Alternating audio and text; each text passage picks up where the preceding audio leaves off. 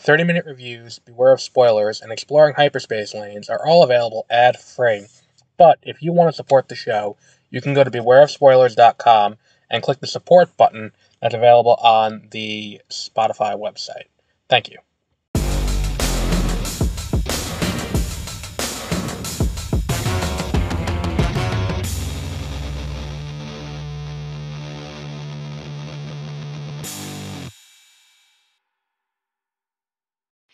Good morning, and welcome to Beware of Spoilers. I am Adam.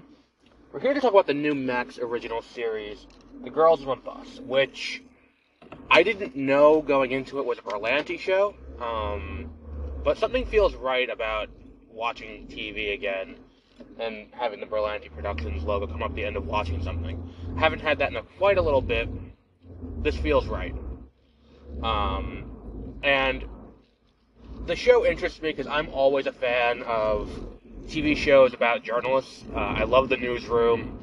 There was another one that I really liked. I don't know. Well, movies too. I mean, The Post I really enjoyed. I enjoyed All the President's Men. There are a bunch of... Either way, let's move on. We're not talking about, other things I like. And this show is basically 4 women in journalism who are follling a primary. They're all on this bus for this candidate who is running for the Democratic, He's running for the nomination to be president on the Democrats ticket. And it's these 4 women. One is you got the mainstay who's been there forever. Played by Carla Gugino. She's been doing it for like 30 years. She's been covering political trails. She works for not the Washington Post. You have the young upstart working for an institution, which would be Melissa Benoist's character, whose name I'm forgetting. She's kind of the main character of the entire thing. She works for not the New York Times. And then you have a black woman who works for totally not Fox News, and is just being kept down, because they don't want to advance her, because they'd rather advance the white blonde lady, and I forgot her name too. There's gonna be a lot of I forgot the name. I watched both episodes last night.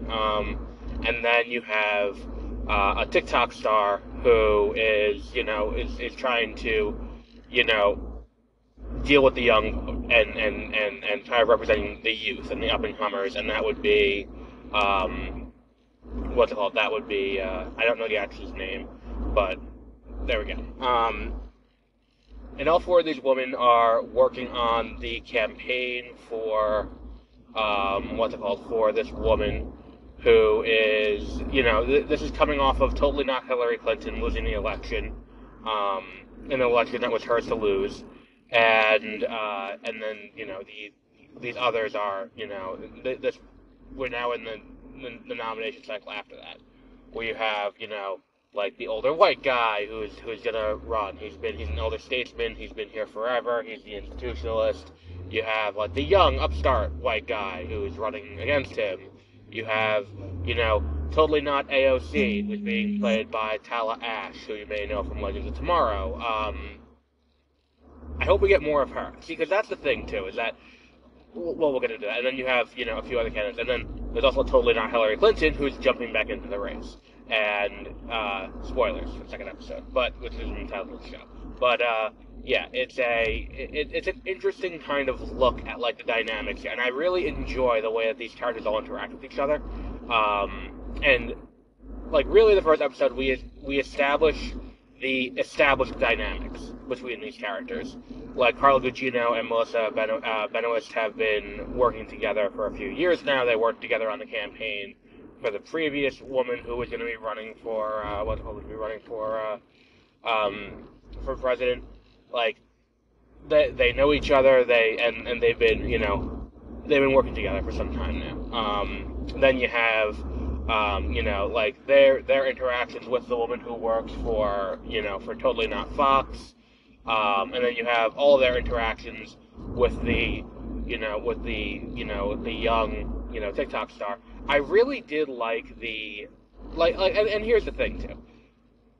I do wonder how much of this is the show being influenced by the fact that it's being produced by Warner Brothers, which I think that's something, like when we talk about things like this, we have to address the inherent bias that's going to exist by the company that's producing it.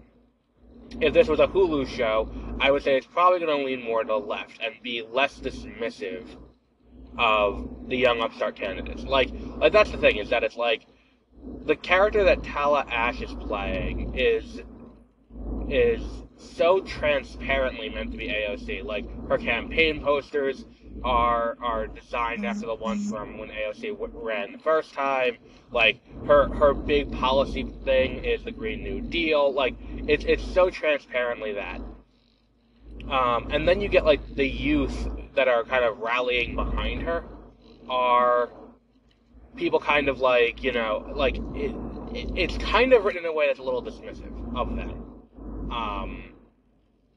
Where it's like, it's a weird, like, moderate form of the primaries, where it's like, we always hear when we talk about the primaries, which we witnessed in real time over the last few months with the Republicans, where it's like, let's see how, like, the primaries are a weird dance, where it's like, because of median politics in the United States, which is so fucked up, where it's like the median voter is so easily swayed by language choice, that it's like, there was a study that came out recently where it's like, 78% of median voters support programs to help the poor financially, but that number drops to like 40% when you call it welfare, and it's like, oh, so it's just word choice.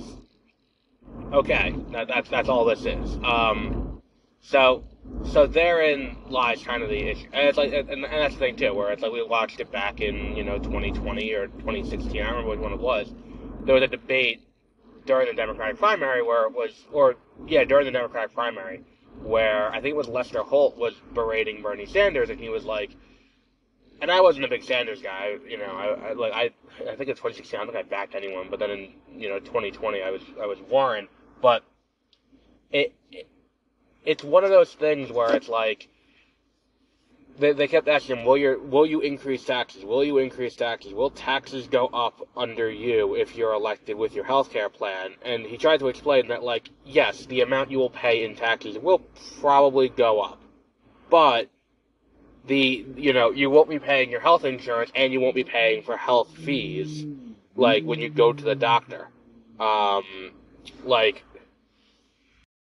But, like, the idea of taxes go up, that's a non-starter, moving on. And that's kind of what it is. And to that end, it's like, it is very dismissive of that, and then it is a very conservative view of, like, how the far left acts, where it's like, it's this belief that, like, the far left acts like Twitter, where it's like, everyone acts like they do online, which is just not the case. And it's like, okay, so you're gonna have this, these screaming people in people's faces, and it's gonna be like, oh, you're, why are you defending her? Why, like, it's one of those things where it's like, yeah, but again, this is another one of those things where I'm watching the show, and it's like, you heard all the time, it's like, yeah, we know Trump's bad, but we have to harp on Hillary, because it's like, to hit on Trump being bad would be, it's like, we know that, so we're just gonna do this, because, but it's like, yeah, but at the same time, you're dismissing everything that's going wrong. Yeah, either way. It's not about the Republicans, it's about the Democrats. So, regardless, we have, like, it feels kind of centrist in a weird way. Which is one of those things where it's like, I'm watching and I'm like, I don't know if the show is taking the stance that Benoist's character is supposed to be, and I hope I'm pronouncing her name right. You would think after watching her on Supergirl for 6 years, I would, be able to get her name right.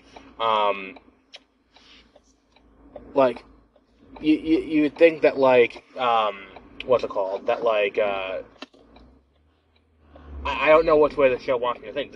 Is the show designed to make you look at, like, and again, it's not me being intentionally, disingenuous. It's like, I don't think the show is 100% committed to, like, is she in the right on this?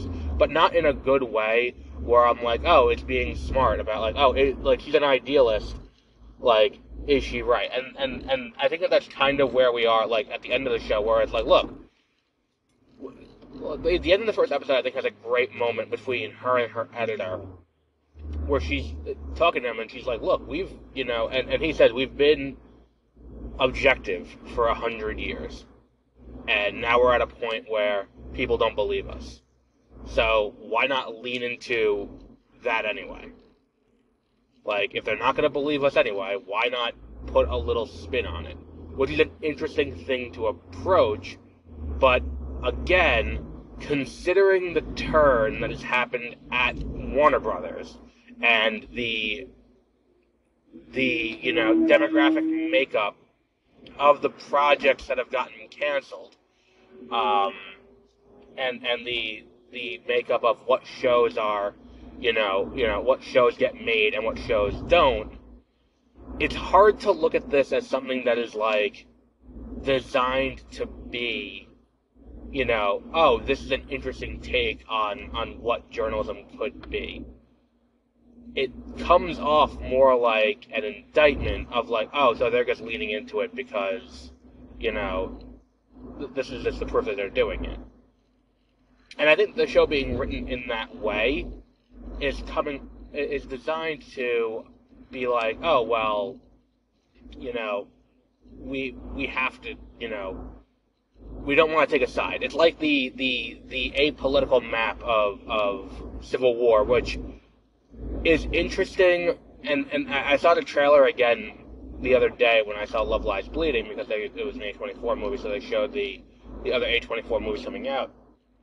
And it's like, the seceding states are California and Texas, and then their little band of states. The question is, what caused them to come together? And it's like, it's got to be something the federal government did in that. Because the federal government has gone full authoritarian.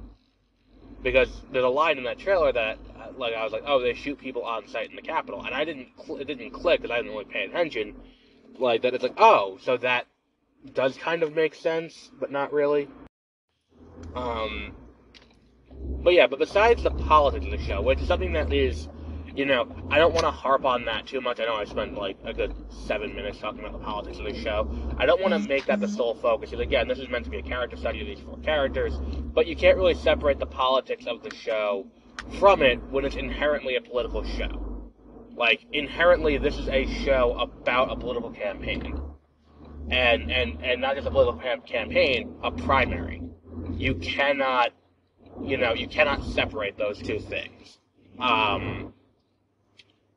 So I'm interested to see where it goes from here,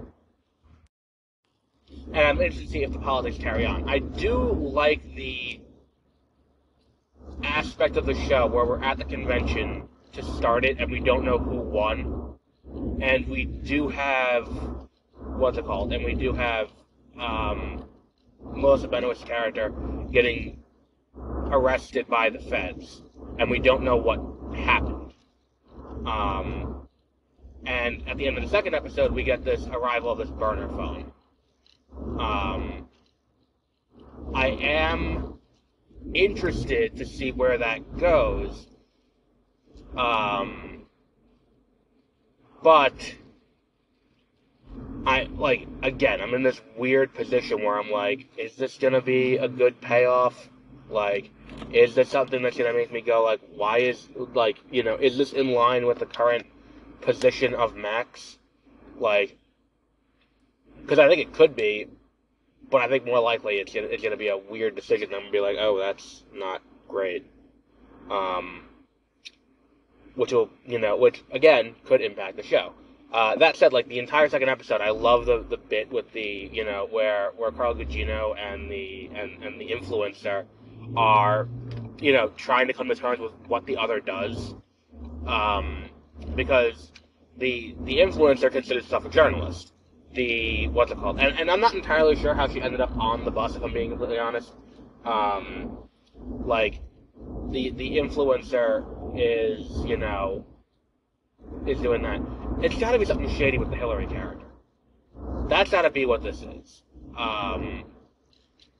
Like, it's got to come down to she wins the nomination, and there is some information that, what's it called? That, what's her name knows, that Benoist character knows. I almost called her Louise, but that was Kristen Stewart in Love Lies Bleeding. I don't remember, that's gotta be it. I can't think of anything else that could possibly be the big thing that would make this show, that would end that the way it is.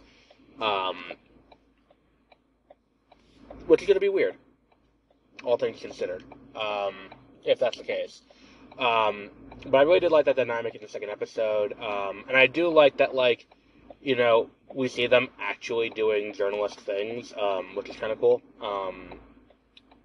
I appreciate the show. And I'm going to continue watching it, even if the politics are a little weird. It was off-putting for me, for them to be as dismissive of that person, and then I think that, as the show goes on, and as the field thins, it'll be interesting to see who, what happens with this group. Because, I don't think the AOC stays in too long. I think she stays in past Nevada, only because they made a point of that, but I don't think she stays in too much further after that. And I think that that's going to be the, I don't know about the rest. We haven't really learned anything about the rest. We learned about her. We saw a brief interaction between the young guy and Benoist's character, whose name, again, I still don't remember. I probably could have looked it up, but it is what it is at this point. We saw that brief interaction, and that was, that's something where it's alright, maybe he'll come back into play later. But I would be interested to see if these other characters end up having a role in this show. And it feels weird. There's one stylistic thing that I liked that I feel like they dropped and they probably shouldn't have. The Hunter S. Thompson thing was kind of interesting. The idea of her talking to the, this idealized spirit of Hunter S. Thompson, that was an interesting thing that's kind of abandoned entirely in the second episode. Which I think is a little bit of a shame. But yeah, I think we'll wrap up there for today. I think we've gotten a lot of good ground here. Tomorrow we will be doing, The Regime 2 and 3, because I missed it last week. We will have this week, we also have X-Men 97. This week we also have, what was the other big one? Bad Batch is continuing. And in theaters we have, because of the, I guess someone at Sony just hates me, we have Ghostbusters Afterlife, or Ghostbusters Frozen Empire, Frozen Kingdom, or Frozen Yogurt, or whatever the fuck it's called. I'm not really super jazzed about that. But regardless, we will talk about it anyway. Until our next episode, have a great rest of your week.